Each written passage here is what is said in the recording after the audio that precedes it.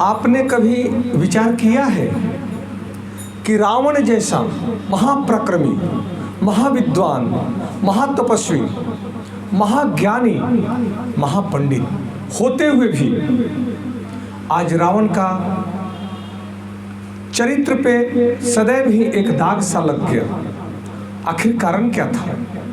रावण के इतना विद्वता, इतना तपस्वी होने के बाद, भगवान महादेव का कृपा होने के बाद भी रावण के वंश का नाश हो जाता है।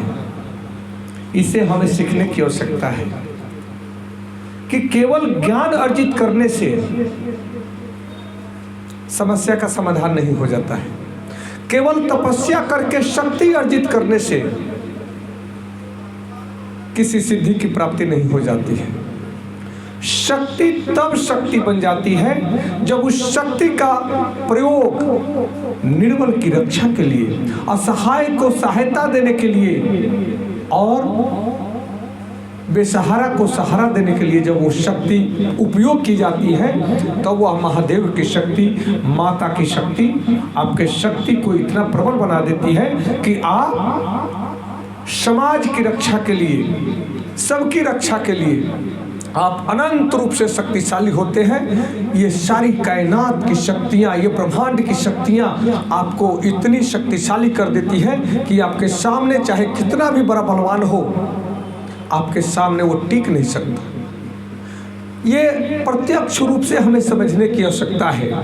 प्रतिवर्ष हम रावण का पुतला का दहन करते हैं। रावण का पुतला का दहन करने का तात्पर्य है कि हम अधर्म पर धर्म का विजय जो हमारे भगवान श्री रामचंद्र जी करते हैं, हम धर्म की रक्षा के लिए अधर्मी रावण का पुतले का दहन करते हैं। अर्थात अधर्म के नाश करने के लिए भगवान का विजय उत्सव जो मनाया जाता है, हम अधर्म पर धर्म का विजय के रूप में दशहरा को मनाया जाता है, विजयदशमी को मनाया जाता है। इस पर बड़ा विचार करने की आवश्यकता है। आज तुच्छ मनुष्य एक ज्ञान क्या अर्जित कर लेता है, उसके अंदर अहंकार हो जाता है। कुछ शक्तियां का क्या अर्जित कर ली, उसके अंदर अहंकार हो जाता है। कुछ धन प्राप्ति क्या कर लिया, उसके अंदर अहंकार हो जाता है। तो कहा गया है कि ये सारी प्रकृति की जो शक्तियां हैं, जो निधियां हैं, ये परिवर्तनशील है, क्योंकि प्रकृति परिवर्तनशील है। इसमें कुछ भी अस्थायी नहीं है। रावण के अंदर एक ही कमजोरी कहा जाए, एक अहंकार। एक अहंकार उसके सभी सिद्धियों को, सभी निधियों को, सभी शक्तियों को, ज्ञान, तपस्या और बल को, पराक्रम को, जो वैसा शक्तिशाली था कि त्रिलोक में उसके सामने कोई ठहरने वाला नहीं था। परंतु स्थिति ऐसी आ गई कि सभी देवताओं को बंदी बना करके रखने वाला रावण एक साधारण मनुष्य में जन्म लिए भगवान विष्णु के रूप में भगवान रामचंद्र जी के प्रहार से वो अपने आप को बचा नहीं पाया। और जिसका आराध्य देव भगवान शिव है, महादेव है, महाकाल है, जो कालों के काल है,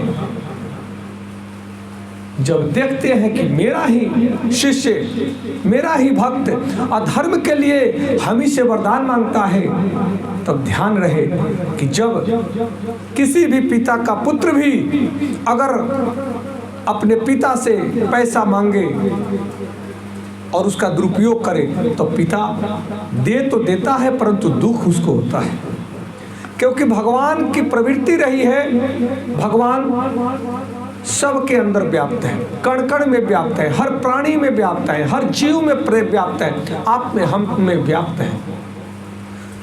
तब वो कैसे चाहेंगे कि किसी का विनाश किया जाए? वो क्यों चाहेंगे कि रावण का भी विनाश हो? वो क्यों चाहेंगे किसी व्यक्ति का विनाश हो? परंतु जो भी व्यक्ति अत्याचार करता है, व्यभिचार करता है, बलात्कार करता है, भगवत शक्ति, दैवी शक्ति उसका विनाश स्वयं करती है। और उसी का प्रतिफल रावण को भुगतना पड़ा है कि उसके कुल में कहते हैं 1 लाख बेटा 1.25 लाख नाती रहते हुए संपूर्ण कुल का नाश हो जाता है। आज थोड़ी सी शक्तियां क्या पाली, पद क्या पालिए, धन क्या पालिए, कुछ ज्ञान क्या पालिए, आप में इतना अहंकार हो जाता है कि आप अपने आगे किसी को समझते नहीं है। क्योंकि ये अगर दैवी शक्ति के सिद्धांत को मानेंगे तो कहा गया है कि विद्या ददाति विनयम, विद्या अर्थात ज्ञान। शक्ति में भी अगर नम्रता हो तो सृजन का काम करती है, और शक्ति में अगर अहंकार आ जाए तो वही शक्ति विनाश का कार्य करती है। ये समझने की आवश्यकता है। ज्ञान में अगर नम्रता हो तो वह कल्याण का कार्य करता है, परंतु ज्ञान में जब अहंकार आ जाता है वही व्यक्ति रावण बन जाता है। इस सिद्धांत को हमें भली भांति समझना होगा, तब रावण के चरित्र को आप समझ पाएंगे। आज हम हर गलियों में हर जगह देखते हैं कि सीता का अपहरण हो रहा है, द्रौपदी का चीरहरण हो रहा है। कई लोग तो आंखें बंद कर लेते हैं कि हमें क्या, परंतु नहीं, इस पर विचार करने की आवश्यकता है कि रावण उस हर हृदय में रावण बैठा हुआ है जिसके अंदर क्रोध और अहंकार जड़ जमाए हुए हैं, और हर हृदय में भगवान निवास करते हैं, विराजमान है, जो श्रद्धा, प्रेम, क्षमा, उपकार और दया का सागर है, करुणा का सागर है। क्योंकि यह दैवी संपद है। और आसुरी संपद क्या है? काम, क्रोध, मोह, लोभ, ईर्ष्या, द्वेष, अहंकार। इस फर्क को समझना होगा, तब हमारे जीवन में परिवर्तन हो सकता है। अन्यथा हम युगों युगों तक रावण की पुतला जलाते रहें, मेघनाथ की पुतला जलाते रहें, अहिरावण की पुतला जलाते रहें, इससे कल्याण नहीं होना है। हाँ, परंपरा है, इसे निभाना है। यह अधर्म पर धर्म का विजय का प्रतीक है, इसे निभाना है, परंतु परिवर्तन समाज में भी लाना है, तभी हमारा समाज का कल्याण हो पाएगा, हमारा कल्याण हो पाएगा। अब एक छोटी सी बात आती है कि अगर आप पुत्र की बात करते हैं तो मेघनाथ की मां कहती है कि बेटा, सारे सैनिक मारे जा रहे हैं, मेरे कई पुत्र मारे गए, मैं तुझसे कहती हूं कि राम कोई साधारण मनुष्य नहीं है, राम भगवान का अवतार है।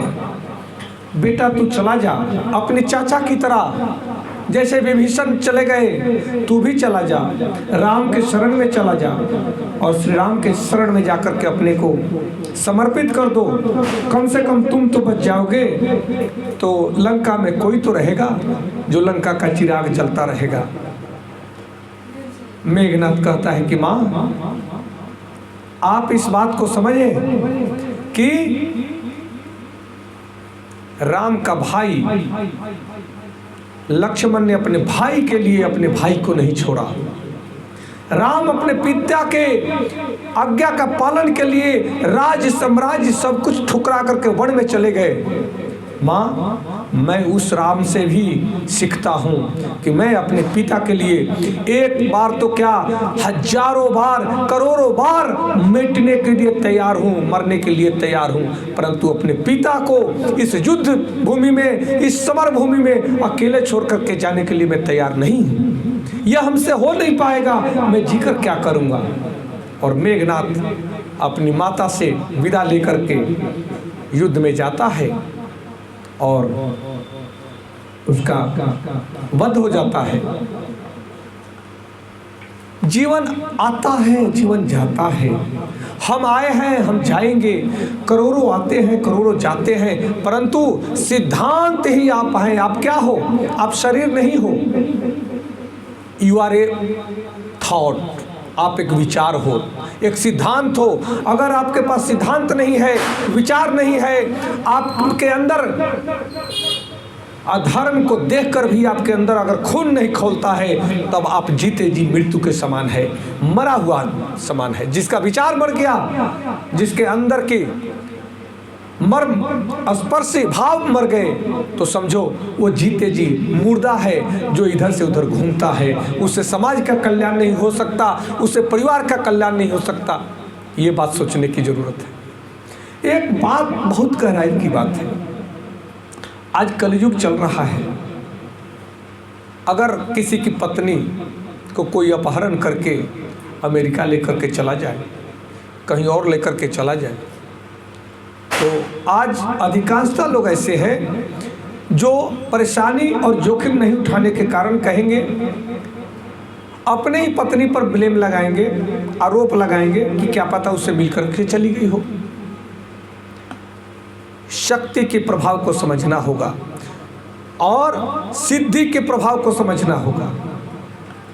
और जैसा प्रलोभन रावण देता था माता सीता को कि रानी बनाऊंगा, तुम्हें लंका का महारानी बनाऊंगा, तुम हमसे विवाह कर लो, परंतु माता सीता एक तिनका के ओट के सहारे उसके हर बातों का जवाब देती रही और उनके हृदय में भगवान रघुनाथ जी बसे हुए थे।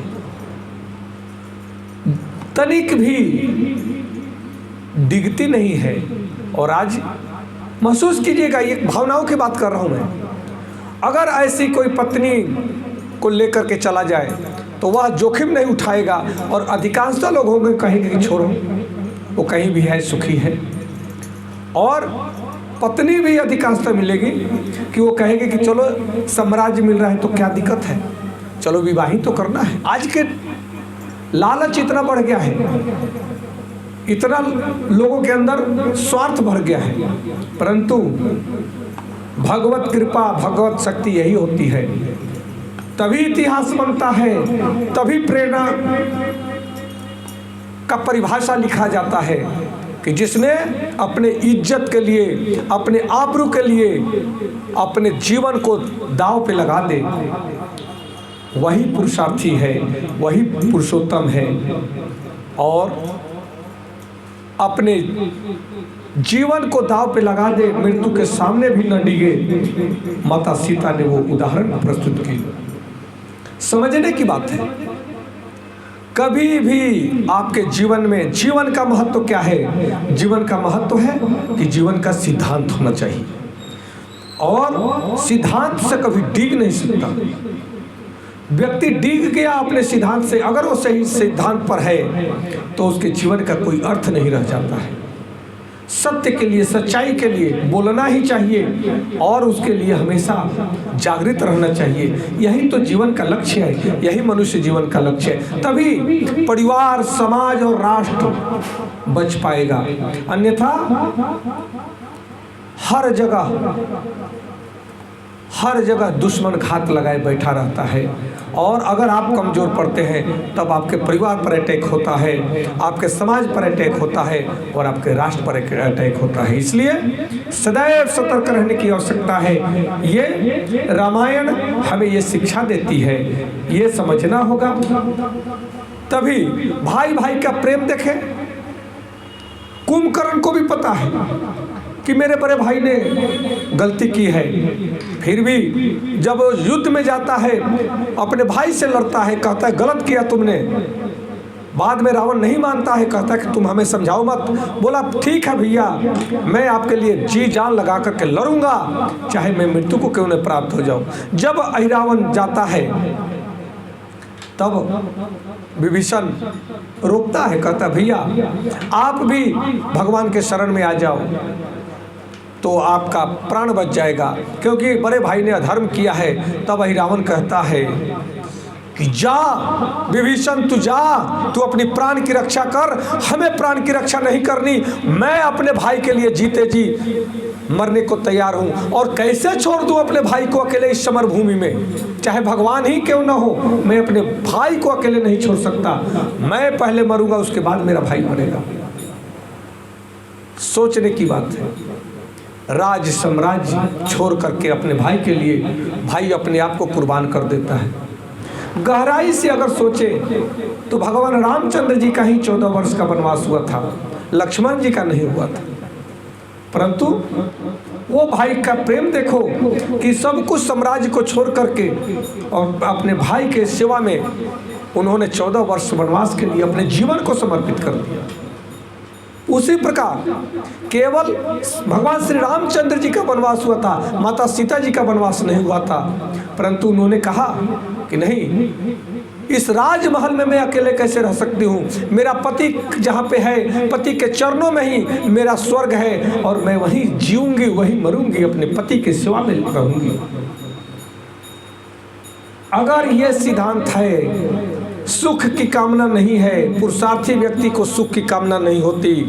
पुरुषार्थी व्यक्ति सदैव अपने पुरुषार्थ में तल्लीन रहता है और उसको उसी में आनंद आता है पुरुषार्थ करने में। ये तो कायर होते हैं जो सुख के लिए काम करते हैं, सुख की कामना करते हैं।